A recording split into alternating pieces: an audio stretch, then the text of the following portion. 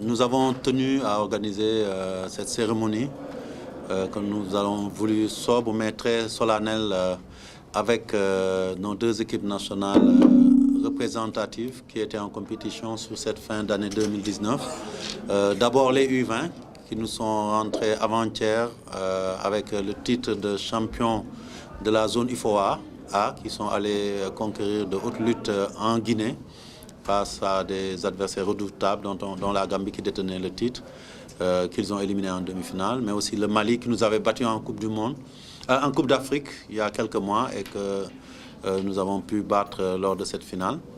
Et bien entendu la Guinée, pays organisateur, qui est souvent une équipe qui ne nous réussit pas. Donc, et nous avons tenu à sortir de l'ornière parce que nous avons voulu simplement les recevoir. Recevoir aussi le beach soccer. Je pense que le beach soccer, depuis des années, nous vaut beaucoup de satisfaction. Mais particulièrement en cette année 2019, ils nous ont valu des satisfactions à de multiples fois. Depuis le début d'année, je dirais même la fin de l'année 2018, courant décembre 2018, ils étaient allés au Cap-Vert pour remporter les Jeux africains de plage, les premières de l'histoire. Ils nous ont représentés aux Jeux mondiaux de plage. Ils sont allés gagner la CAN de la discipline et nous ont représentés dignement à la Coupe du Monde. Je dois dire aussi que l'équipe U20 avait auparavant, il y a quelques mois de cela, gagné le tournoi UFOA B où nous étions invités. Et nous avons tenu un peu en guise de remerciement, de reconnaissance, mais surtout en guise d'encouragement, à organiser cette cérémonie, non seulement pour qu'ils nous présentent les trophées, que les Sénégalais aussi voient ces équipes, ces jeunes, et cette équipe assez maintenant confirmée que l'équipe de beach soccer, avec leurs trophées, et puisse magnifier cela, et surtout qu'on puisse les encourager à redoubler d'efforts. Je pense que ces dernières années, et plus particulièrement ces 2 dernières années, le football sénégalais a quand même pris son envol de manière assez horizontale, parce que toutes nos disciplines, en tout cas, et toutes nos catégories sont en train de faire des pas de géant sur la scène continentale et mondiale. Et en cette fin d'année, il était important de marquer un arrêt, de montrer ce qui a été fait et surtout de nous projeter vers l'avenir. Et d'ailleurs, dans les discours des 2 capitaines et des coachs, ce qu'il y a lieu de retenir, c'est une sorte, malgré les performances réalisées, une sorte d'insatisfaction en disant nous voulons plus, nous voulons faire plus, nous voulons aller de l'avant. Et c'est dans cet esprit-là que nous voulons nous ancrer notre football. Et c'est dans ce sens-là que nous, en tout cas, nous demandons en tant que fédération à la DTN de travailler. Ils l'ont fait assez bien. On a eu une conjonction d'efforts, l'utilisation de l'expertise locale pour arriver à des résultats probants. Que ce soit les U17, l'équipe locale, l'équipe U20, l'équipe A. Nous avons fait des résultats probants, le beach soccer. Et même si on a eu des déceptions par rapport à certaines équipes comme les U23, le travail n'en avait pas été moins bien fait. Mais il se trouve qu'on ne peut pas forcément être bon partout.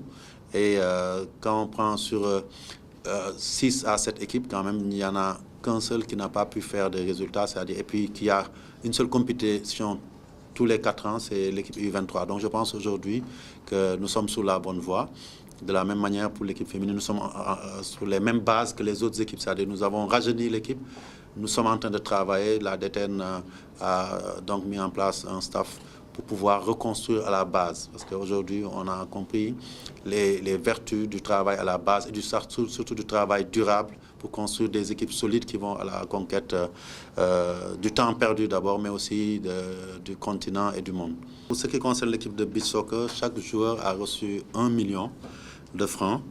Donc, plus les autres membres de la délégation, le staff dans son ensemble, la délégation, donc, et ce qui fait un montant de 20 500 000 francs.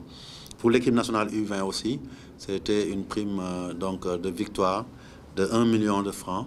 Donc, ce qui fait pour l'ensemble de la délégation 29 250 000 francs.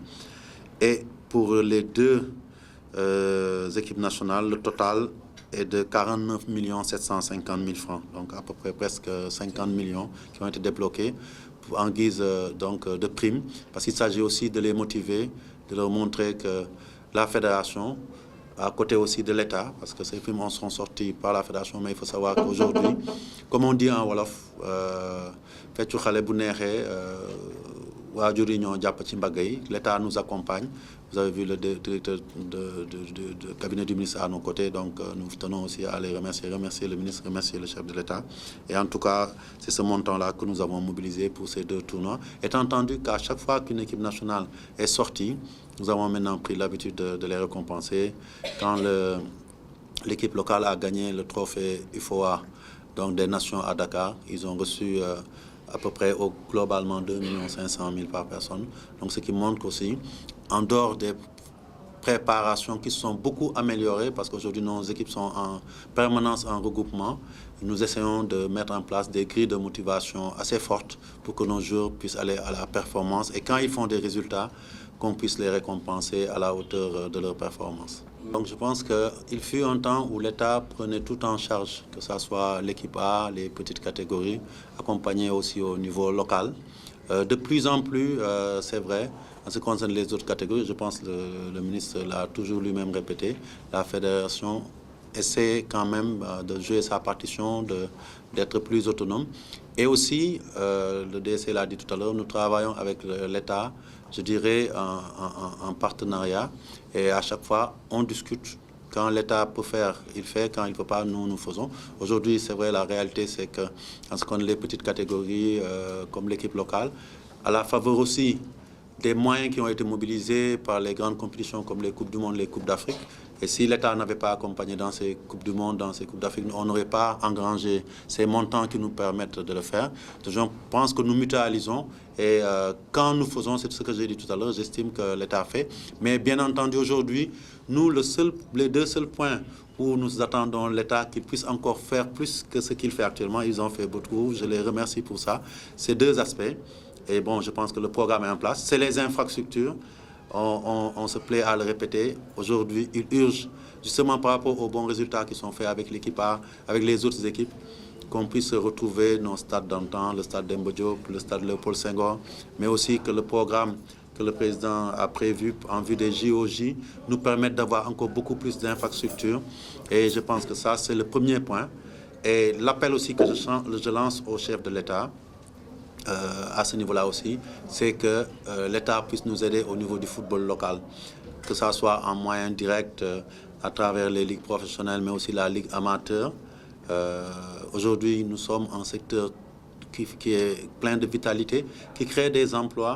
Donc, autant l'État se met au chevet de certains secteurs économiques de ce pays pour les aider, autant le football qui peut être une vitrine, un secteur qui peut véhiculer une image forte du pays, pourrait être aidé dans le cadre du programme donc, du PSE pour pouvoir donner plus de moyens aux clubs, notamment les clubs professionnels, mais aussi au football amateur pour qu'on puisse, pendant quelques années, avoir un programme qui puisse nous permettre de nous hisser au niveau des grands clubs africains, mais surtout développer le football local qui puisse atteindre le même niveau que l'équipe A. Donc, l'autre chose aussi, c'est voir comment l'État peut insister les sociétés privées, les sociétés nationales, les agences à accompagner le football. C'est ce qu'on demande. Aujourd'hui, je pense que les autres catégories, en termes de prise en charge avec nos centres et tout, on ne paye plus l'hôtel, mais c'est la fédération qui supporte. Et Maya Sinmar, le DTN est là, il sait que chaque regroupement, tout à l'heure, avant le point de presse, il me soufflait pour l'équipe féminine en me disant, maintenant c'est elle qui reste, il faut qu'on fasse.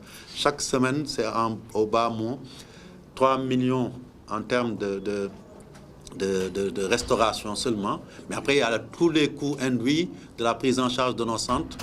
C'est des frais d'hôtel qu'il faut calculer en moyenne à peu près 5 millions pour une semaine de regroupement. Donc on tourne autour de 8 millions par semaine, ouais, 10 millions par semaine et par équipe nationale. Des fois on est obligé, quand plusieurs équipes sont en regroupement, de les loger alentour, on loue des espaces. Donc, et de sorte qu'on est en train même de penser à construire un autre bâtiment d'hébergement à l'intérieur du centre de Toubab Diala pour pouvoir augmenter la capacité. C'est énorme en coût et donc c'est sur ces aspects-là que l'État peut nous accompagner. Nous avons aujourd'hui une assiette foncière de 20 hectares. Il y a des projets qui sont là-bas, des terrains, de l'hébergement, mais nous espérons que l'État va nous accompagner. Mais en ce qui concerne les compétitions internationales, je peux dire aujourd'hui que si nous en sommes arrivés là, c'est grâce à l'État parce que pendant que c'était difficile, c'est l'État qui nous a accompagnés. C'est l'État qui nous a accompagnés aux compétitions de Coupe du Monde de Cannes pour qu'aujourd'hui on puisse, avec les retombées de ces compétitions, pouvoir avoir une certaine autonomie pour les autres catégories.